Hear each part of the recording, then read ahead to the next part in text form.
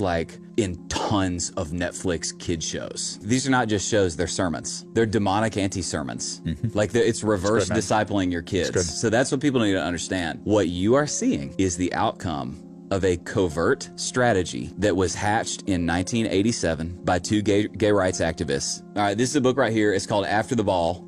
Subtitle, How America Will Conquer Its Fear and Hatred of Gays in the 90s. And bro, I'm gonna read you some quotes from this thing. You are about to have the veil pulled back on the exact play they got ran on your culture for the last 50 years without anybody knowing. But this is really gonna freak you out. Some of this should sound familiar. You may be going, man, why is it? They're like, it's in every TV show, it's in every commercial. Why has Netflix got to stick this in like every kid's show? Well, let me help you. So these guys start talking about what's going to be our media strategy. The authors boldly state early on in the book, quote, "The campaign we outline in this book, though complex, depends centrally upon," listen to this, "a program of unabashed propaganda firmly grounded in long-established principles of psychology and advertising. We need a flood of gay-related advertising presented in the least offensive fashion possible. This will get the job done." Listen.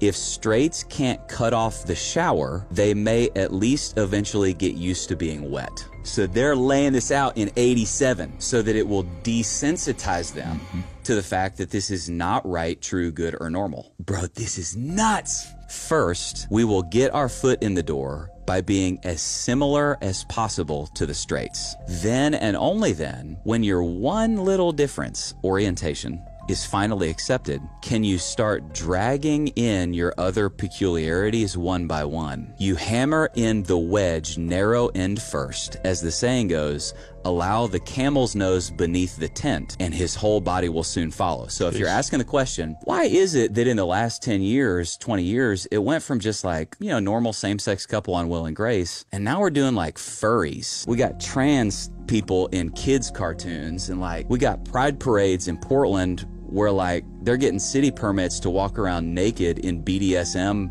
paraphernalia in front of children. Well, in 1987, somebody outlined a strategy. Get the camel's nose beneath the tent first, and then his whole body will soon follow. You have just had the history of American culture since 1987 prescribed to you in advance from that book. Wow.